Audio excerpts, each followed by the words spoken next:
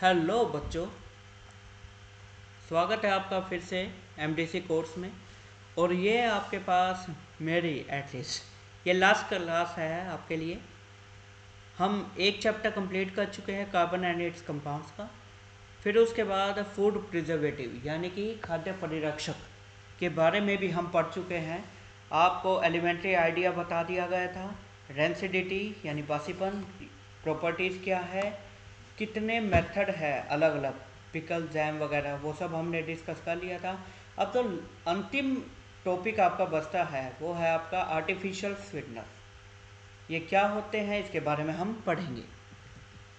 ठीक है, तो बच्चों जल्दी से देख लेते हैं। देखिए, आर्टिफिशियल स्वीटनर जिनको हम आर्टिफिशियल शुगर भी कह देते हैं, इसका क्या तात्पर्य है वो समझने से पहले आपको समझना होगा कि शुगर क्या है। आपने कई बार नाम सुना होगा। हमारे समाज में कई लोग ऐसे हैं जिनको डायबिटीज़ भी हो जाती है। ठीक है, तो आई एम श्योर आपने कहीं ना कहीं ज़रूर सुना होगा शुगर वर्ड। ठीक है, तो हम आपको शुरुआत में बताया था कि हमारे बॉडी में जो हम खाना खाते हैं उसमें कुछ इंग्रेडिएंट है, जैसे कार्बोहाइड्रेट्स, एक आपका होता है प्रोटीन्स का, ठीक है, और एक है आपका फैट। ये तीन बहुत ही इम्पोर्टेंट आपके पोषक तत्व हैं, जिनमें से आपका फैट के बारे में मैं डिटेल में आपको पहले बता चुका हूँ। ठीक है, अब जो है शुगर, ये आपका क्या है, ये है कार्बोहाइड्रेट। ठीक है, तो basically when we are discussing the sugar we are discussing the carbohydrates, कि एक्चुअल में कार्बोहाइड्रेट्स क्या है। ठीक है, तो sugar one of the important food diet है, इंग्रेडिएंट है, पोषक तत्व है हमारी का। हमारी बॉडी को जो ऊर्जा मिलती है उसमें एक मॉलिक्यूल का, अणु का बहुत ही अहम रोल है, उसका नाम है ग्लूकोज। आई एम श्योर ये भी आपने सुना होगा। ग्लूकोज हमारे बॉडी में, जैसे आपके बाइक स्कूटी में या व्हीकल्स में, कार में, बस में, ट्रेन में, इनमें कोई ना कोई आपका ऊर्जा का स्रोत है। ठीक है, चाहे पेट्रोल हो, डीजल हो या बिजली हो, वैसे ही हमारी बॉडी में भी एक ऊर्जा के स्रोत की ज़रूरत है, और वो क्या है, आपका ग्लूकोज। ठीक है, तो ग्लूकोज हमारा ऊर्जा का स्रोत है, और ग्लूकोज एक शुगर ही है।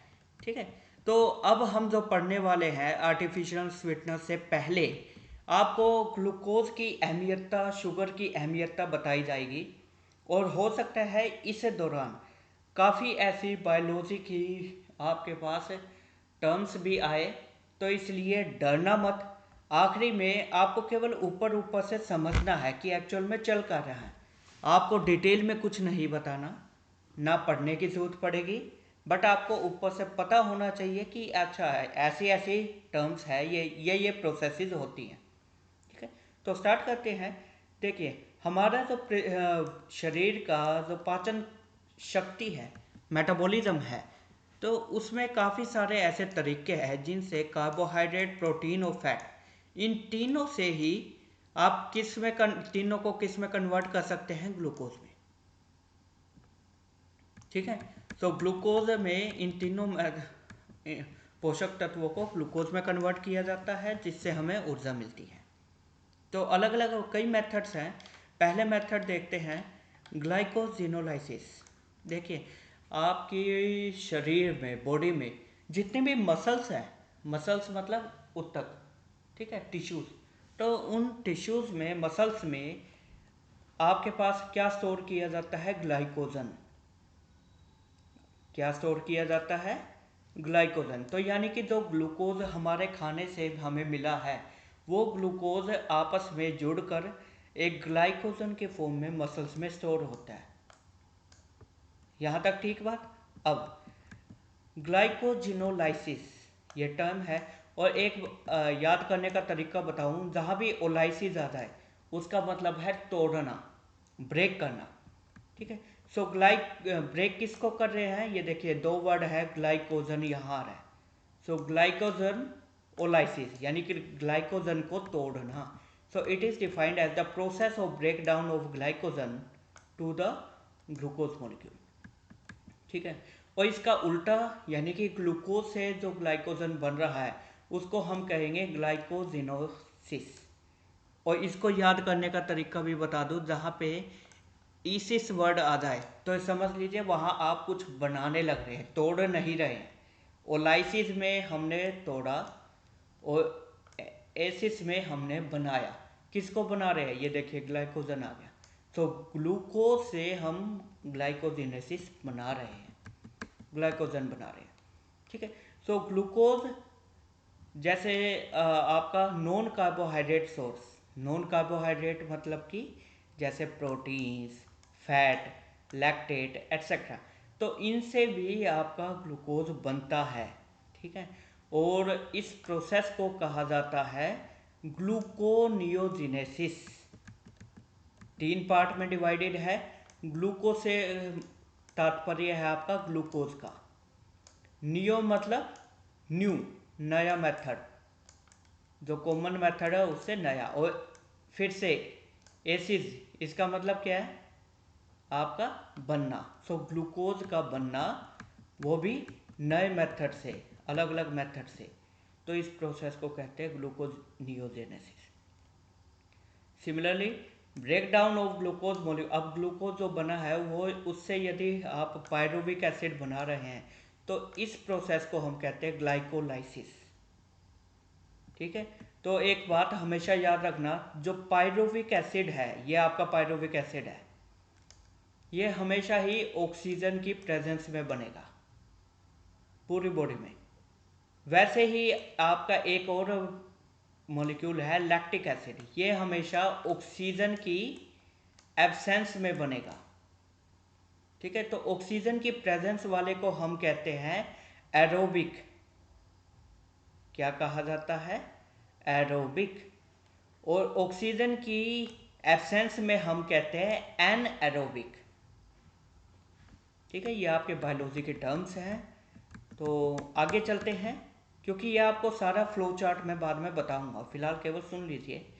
तो the process through which glucose is converted into pyruvic acid was called as a glycolysis, while in the case of anaerobic condition glucose यदि लैक्टेट में कन्वर्ट हो रहा है, ये देखिए ये ग्लूकोज है, यदि पायरुविक में कन्वर्ट हो रहा है तो हम कहेंगे ग्लाइकोलाइसिस।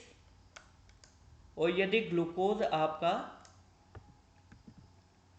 किस में कन्वर्ट हो रहा है? लैक्टिक एसिड में, तो हम कहेंगे एनएरोबिक ग्लाइकोलाइसिस। ठीक है। तो ये आपके पास कुछ टर्म्स थी। फर्दर ये जो आपके पास पायरुविक और लैक्टिक एसिड बने हैं, दीज आर इंटरकन्वर्टिबल, आपस में चेंज हो सकते हैं, बदल सकते हैं। बस कंडीशन क्या है कि आपको एक एंजाइम चाहिएगा LDH, यानी कि लैक्टेट डिहाइड्रोजिनेज। सो पायरुविक एसिड कन्वर्ट हो जाएगा लैक्टिक एसिड में और लैक्टिक एसिड कन्वर्ट हो जाएगा पायरुविक एसिड में। ठीक है। तो ये ज़रूरी क्यों है? क्योंकि जो पायरुविक एसिड है आपका, ये देखिए पायरुविक एसिड, ये प्रीकर्सर मॉलिक्यूल, प्रीकर्सर मतलब कि शुरुआती मॉलिक्यूल है, अणु है, जिससे आपके क्रैब साइकिल चलेगा। एक बात समझ लीजिए, क्रैब साइकिल आपका वो साइकिल है जिससे आपको ऊर्जा मिलती है। तो इस क्रैब साइकिल में पार्टिसिपेट करने के लिए ग्लूकोज को कन्वर्ट होना होगा किसमें? पायरुवेट में, पायरुविक एसिड में, पायरुविक एसिड में। ठीक है। तो यहाँ से आप देख सकते हैं कि ग्लूकोज पायरुविक एसिड की अहमियतता क्या है, क्योंकि यदि ये नहीं होगा तो क्रैब साइकिल में नहीं चलेगा। को हम और वर्डों से यूज किया जाता है, crab, citric acid, tricarboxylic acid से। तो ये तीनों आपके सेम। ठीक है। तो ज़्यादा डिटेल में नहीं जाते, आगे चलते हैं। हमारी बॉडी में आपको समझ आ गया कि ग्लूकोज कितना इम्पोर्टेंट है, क्योंकि उसी के चारों तरफ सारी रिएक्शंस हो रही हैं, उसी को बैलेंस किया जा रहा है। ठीक है। तो हमारे बॉडी में, शरीर में जो खून है, खून में ग्लूकोज के लेवल को मेंटेन करना बहुत ज़रूरी है। देखिए ग्लूकोज आपका सेंटर प्लेयर है फुटबॉल टीम की तरह, साथ ही में कभी तो ये बन रहा है, ठीक है, कभी ये ब्रेक हो रहा है, तो इसकी जो कंसंट्रेशन है, ग्लूकोज की अमाउंट है, वो या तो बढ़ सकती है, घट सकती है, बढ़ सकती है, घट सकती है। लेकिन इसको मेंटेन करने के लिए हमें दो चीज़ों की ज़रूरत है, वो है हार्मोन। आपने वर्ड जो मैं कहूँगा वो सुना होगा। दो हार्मोन्स की हमें ज़रूरत है जो कि मेंटेन करते हैं इसकी कंसंट्रेशन को, कि ग्लूकोज हमारे ब्लड में खून में बढ़ेगा या घटेगा। आपने वर्ड सुने होंगे इंसुलिन, ठीक है, आई एम श्योर आपने कहीं ना कहीं ज़रूर सुना होगा। तो insulin and glucagon, these are the two hormones which are respectively secreted from beta and alpha cells of pancreatic cells। तो पेनक्रियाज है आपका, उससे ये एक्सक्रीट सिक्रेट होते हैं, और इन दो एंजाइम का काम क्या है कि ग्लूकोज के लेवल को मेंटेन रखना, ठीक है। अब इनका काम क्या है, देखिए जो इंसुलिन है, आपने अक्सर सुना होगा कि डायबिटिक पेशेंट को कहा जाता है कि आपका इंसुलिन लेवल नहीं बन पा रहा है, तो को इंसुलिन के इंजेक्शन भी दिए जाते हैं। डायबिटीज़ का मतलब क्या है कि आपके पास आप शुगर नहीं खा सकते, आपके पास पहले ही खून में शुगर की मात्रा बहुत ज़्यादा है। तो इंसुलिन का काम क्या है, to decrease the blood glucose level, यानी कि ग्लूकोज की मात्रा को घटाने का काम किसका है, इंसुलिन का, ठीक है। आई होप आप समझ गए। एंड सिमिलरली ग्लूकागोन, इसका काम क्या है, उल्टा, यदि एक घटा रहा है तो एक बढ़ाएगा भी। तो इसका काम है टू इंक्रीज ग्लूकोज लेवल को बढ़ाना, ठीक है। तो अब फटाफट देखते हैं। देखिए यदि मान लो किसी वजह से इंसुलिन इम्प्रॉपर फंक्शन कर रहा है, यानी काम नहीं कर पा रहा है। इंसुलिन का काम क्या था, ग्लूकोज के लेवल को घटाना। अब आपके खून में इंसुलिन है ही नहीं, तो ग्लूकोज के लेवल बढ़ता जाएगा, बहुत ज़्यादा हो जाएगा, ठीक है। So improper functioning of insulin resulting in enhancement, यानी कि वृद्धि, ग्लूकोज लेवल्स की वृद्धि हो जाएगी। और इस कंडीशन को मेडिकल टर्म्स में कहा जाता है हाइपरग्लाइसेमिया, ठीक है, जहाँ पे ब्लड शुगर लेवल बहुत ज़्यादा और डायबिटिक पेशेंट हो बन जाते हैं, ठीक है। इसका उल्टा क्या है, यदि आपका ग्लूकागोन वो प्रॉपर फंक्शन ना कर पा रहा हो, तो क्या होगा, ग्लूकागोन का काम था ग्लूकोज लेवल को बढ़ाना, पर ग्लूकागोन काम नहीं कर पा रहा तो वो लेवल घटेगा, तो जिसकी वजह से डिक्लाइन आएगा ग्लूकोज लेवल में, जिसकी वजह से मेडिकल टर्म में एक कंडीशन जनरेट होगी हाइपोग्लाइसीमिया, ठीक है, और blood sugar level would be very low, ठीक है। तो आप समझ गए हैं कि इन दोनों का बहुत ही अहम रोल है। These glucose regulating hormones regulate the sugar levels through regulation of the metabolic process. जो आपकी ये प्रोसेसेस है जो ऊपर बताई थी, ग्लाइकोजिनोलाइसिस, ग्लूकोनियोजेनेसिस, ग्लाइकोजेनेसिस, ग्लाइकोलिसिस, इन सभी प्रोसेस को रेगुलेट कौन करते हैं, ये दो हार्मोन्स, इंसुलिन और ग्लूकागोन, ठीक है। तो आई होप आप ये समझ गए हैं। तो अब हम चलते हैं इस फ्लो चार्ट पे, आपको यहाँ से समझ आएगा। देखिए हमारी मसल्स में, या फिर आप लगा लीजिए ये आपका सेंट्रल प्लेयर है फुटबॉल टीम का, ग्लूकोज, ठीक है। अब ग्लूकोज किसी ना किसी से तो बना है, तो हमारे मसल्स में जो ग्लाइकोजन स्टोर किया हुआ है मसल्स में, ठीक है, वो ग्लाइकोजन यदि टूट जाता है तो कहा जाएगा प्रोसेस को ग्लाइकोजन ओलाइसिस। मैंने कहा था ना, ओलाइसिस मतलब तोड़ना, ठीक है। उसी प्रकार यदि ग्लूकोज से आप बना रहे हैं क्या, ग्लाइकोजन, तो ग्लाइकोजन बन रहा है, और इस वर्ड किस लिए, बनाने के लिए, सो ग्लाइकोजेनेसिस। तो ये आपके दो टर्म्स आ गई, ठीक है। फिर उसके बाद बात करते हैं कि कुछ नॉन कार्बोहाइड्रेट सोर्स भी हैं। ये तो आपका कार्बोहाइड्रेट सोर्स से मिल रहा था ग्लूकोज आपको, ठीक है। नॉन कार्बोहाइड्रेट जैसे प्रोटीन है, फैट्स हैं, आपके पास लैक्टेट्स हैं, तो इन सभी ऐसी प्रोसेस जिससे आपको ग्लूकोज मिले नॉन कार्बोहाइड्रेट सोर्स से, तो ग्लूकोनियोजेनेसिस, राइट। तो यानी कि ग्लूकोज का न्यू पाथवे, नया पाथवे है, क्योंकि ये नॉर्मल पाथवे है आपका, ठीक है, नया पाथवे है और फॉर्मेशन। सो ग्लूकोज के बनने की जो प्रोसेस है उसको कहते हैं हम ग्लूकोनियोजेनेसिस, ठीक है। तो ये तो हो गया ये सारे यहाँ तक का कि ग्लूकोज बनना है, ठीक है। अब ग्लूकोज बन गया तो ग्लूकोज आपका किस में कन्वर्ट हो सकता है, यदि एनएरोबिक कंडीशन है तो ग्लूकोज का किसी और में या सिंपल मॉलिक्यूल्स जैसे लैक्टेट, पायरुवेट, इनमें कन्वर्ट होने को हम कहते हैं ग्लाइकोलाइसिस, ग्लाइकोलाइसिस, ठीक है। अब यदि ये ऑक्सीजन की प्रेजेंस में हो रहा है तो एरोबिक कहा जाएगा, एब्सेंस में हो रहा है अनुपस्थिति में तो हम कहेंगे एनारोबिक है, ठीक है। अब खास बात क्या है कि ये दोनों ही लैक्टिक एसिड, पायरुविक, मैंने आपको बताया था ये दोनों इंटरकन्वर्टिबल है। क्यों और किस एंजाइम की वजह से, लैक्टेट डिहाइड्रोजिनेज की वजह से, ठीक है। फिर उसके बाद जो पायरुविक एसिड हमारे पास बना, क्रैब साइकिल कौन सा है, ये आपका क्रैब साइकिल के दो पार्ट हैं, मैंने ब्लू में किए हुए हैं इसलिए ही समझाने के लिए। सो पायरुवेट यदि आपका ऑक्सैलो एसीटेट बनता है तो भी क्रैब साइकिल में एंट्री है, या फिर पायरुवेट कन्वर्ट हो सकता है एसिटाइल को ए में, और एसिटाइल को ए से आपको ये एसिटाइल को ए यूज़ किया जाता है किस में, क्रैब साइकिल में, ठीक है। तो ultimately the main point is that कि पायरुविक एसिड आपका की पॉइंट है किसका, क्रैब साइकिल में एंटर होने का, और ये किससे बनेगा, ग्लूकोज से। तो ग्लूकोज से पायरुवेट, पायरुवेट से क्रैब साइकिल में एंटर, और क्रैब साइकिल से फिर हमें मिलती है एनर्जी, ऊर्जा, ठीक है। तो ये आपका एक सिंपल सा फ्लो चार्ट है, और मेरा सजेशन आपके लिए यही है कि आप इस फ्लो चार्ट को अच्छे से समझ लीजिए, बना लीजिए और प्रैक्टिस कीजिए।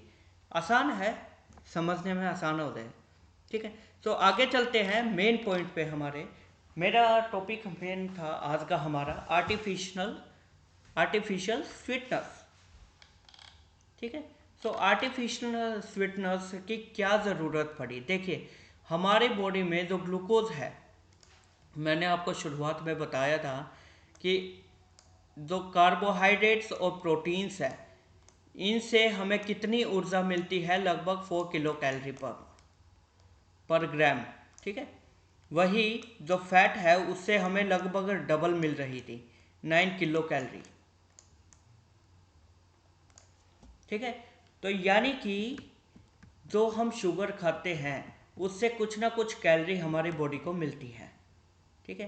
तो अब बात आती है कि आर्टिफिशियल स्वीटनर की जरूरत क्यों पड़ी, और ये है क्या।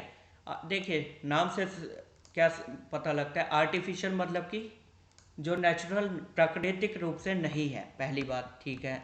स्वीटनिंग मतलब जो मीठा है, मतलब वो आर्टिफिशियल सब्सटेंस जो कि मीठा है, यानी कि जो हमारे जीभ पे जो टेस्ट बड है उनमें मीठापन लाता है। So are the chemicals which sweeten the food, और they do not add calories. जैसे शुगर को आप जब हाइड्रोलाइज करेंगे तो 4 किलो कैलोरी मिल रहा था, वही यदि आप आर्टिफिशियल स्वीटनर्स को बॉडी में लेंगे तो ये एज इट इज़ ही निकल जाएगा आपकी बॉडी से, कोई एनर्जी आपको नहीं मिलेगी और मीठापन भी मिल जाएगा, ठीक है। क्योंकि शुगर आप किस लिए ऐड करते हैं, मीठेपन के लिए। तो यानी कि आपने मीठापन का आनंद भी लिया स्वीटनिंग का, और आपको कोई ऊर्जा भी नहीं मिली, ठीक है। तो इसलिए ये जो डाइट कॉन्शियस है उनके लिए बेटर है, अपॉर्चुनिटी है, ठीक है, आर्टिफिशियल स्वीटनर्स। तो नेक्स्ट देखते हैं, कुछ एग्जाम्पल्स है आपके पास, ये 4 आपके पास है सिलेबस में, ध्यान से। एसिसल्फेम के, एस्पार्टेम, स्कैरिन एंड सुक्रालो, ये आपके पास 4 आर्टिफिशियल स्वीटनर्स हैं। और इन सभी का काम क्या है, these are the food additives जो कि शुगर की स्वीटनेस को मिमिक्स करते हैं। मिमिक्स मतलब नकल करना, यानी कि इनको खाने के पश्चात आपको लगेगा कि भाई मीठा है, बट आपको कोई कैलोरी या कोई एनर्जी ऊर्जा नहीं मिलेगी। So one by one start करते हैं। एसिसल्फेम के, ठीक है, ये क्या है, ये नॉन सैकराइड या और कैलोरी फ्री शुगर सब्सटीट्यूट है जिसकी टोटल स्वीटनेस 200 गुना है किसके, जो आप टेबल शुगर यूज़ करते हैं। टेबल शुगर क्या है, जो आप खाने में चीनी डालते हैं ना, आप जो चीनी खरीदते हैं, उस चीनी से 200 गुना ज़्यादा मीठा है ये आपका, ठीक है। और साथ ही एस्पार्टेम जो आपका ये सेकंड स्वीटनर है, उसके जितना ही मीठा है, और सैकरीन से 2/3 गुना, और 1/3 है किसका, सुक्रालोज के, ठीक है। तो ये है, but possesses the bitter aftertaste. अच्छा, ये क्या अभिप्राय है इसका, वो समझ लीजिए। खाने के बाद उस समय तो मीठा लगेगा, लेकिन उसके बाद फिर कहीं ना कहीं आप यदि कुछ और खाएंगे या पिएंगे तो आपको वो कड़वा लगेगा, तो वो है आपका बिटर आफ्टर टेस्ट, ठीक है। तो ये प्रॉपर्टी है ऐसी सल्फेम के की। और साथ ही ये अकेला नहीं, ये किसी और स्वीटनर्स के साथ ही खाया जाता है। नेक्स्ट देखते हैं एस्पार्टेम। ये भी क्या है, आपका नॉन सैकराइड है और लो कैलोरी शुगर सब्स्टिट्यूट, यानी कि इसमें कुछ ना कुछ ऊर्जा आपको मिलेगी पर शुगर से कम मिलेगी, ठीक है। साथ ही में 200 टाइम शुगर से 200 गुना है, ठीक है। एस्पार्टिक एसिड का मिथाइल एस्टर्स है, साथ ही में एनर्जी ये है, ठीक है, एनर्जी वगैरह देख लेना। तो ये है आपका सेकंड। थर्ड आपके पास आता है सैकरीन, जो कि नॉन न्यूट्रिटिव है और साथ ही में नॉन सैकराइड है, कैलोरी फ्री है, कोई ऊर्जा आपको नहीं मिलेगी। और साथ ही में जो सुक्रोज है, टेबल शुगर है, उससे 500 गुना मीठा है, और इसका भी बिटर आफ्टर टेस्ट आपको मिलेगा, ठीक है। और लास्ट आपके पास आता है सुक्रालोज, ये भी कैलोरी फ्री है, मॉडिफाइड सैकराइड है अकेला, ये बाकी सारे नॉन सैकराइड थे आपके, कैलोरी फ्री है, 320 से लेकर 1000 गुना सुक्रोज से, टेबल शुगर से मीठा है ये, ठीक है। तो ये हैं इसके स्ट्रक्चर्स, ठीक है। ऐसी सल्फेम के अभी आपको बताया, तो उसके स्ट्रक्चर ये है। ये स्ट्रक्चर याद करने के नहीं, बस है आपके समझने के लिए इन केस। तो आप देख सकते हैं इन तीनों में, सैकरीन से लेके एस्पार्टेम और एसिसल्फेम में, ये सभी आपके नॉन सैकराइड है, बट ये सुक्रालोज ये आपका सैकराइड है, ठीक है। तो ये आपके आर्टिफिशियल स्वीटनर्स थे, और इनका क्या यूज़ है वो भी मैं बता चुका हूँ। तो ये था आपका ये चैप्टर, और ये कुछ क्वेश्चंस हैं इन केस यदि आप देखना चाहें, ठीक है। तो यहाँ बच्चों मेरा सिलेबस एमडीसी का जो मुझे अलॉट हुआ था वो मैं कंप्लीट कर रहा हूँ। आप सभी से आग्रह है कि अपने एग्ज़ाम्स की तैयारी के लिए जो डिस्क्रिप्शन बॉक्स में वीडियोस का लिंक दिया हुआ है, वो सभी वीडियोस एक बार चाहे फास्ट फॉरवर्ड करके ही सही पर देख लीजिए, ठीक है। उन सभी को देखिए, सीखिए। कुछ ना समझ आए, the comment section is open for everyone, ठीक है। और wish you a very good luck बच्चों, ठीक है। और जय हिंद, टेक केयर, बाय बाय।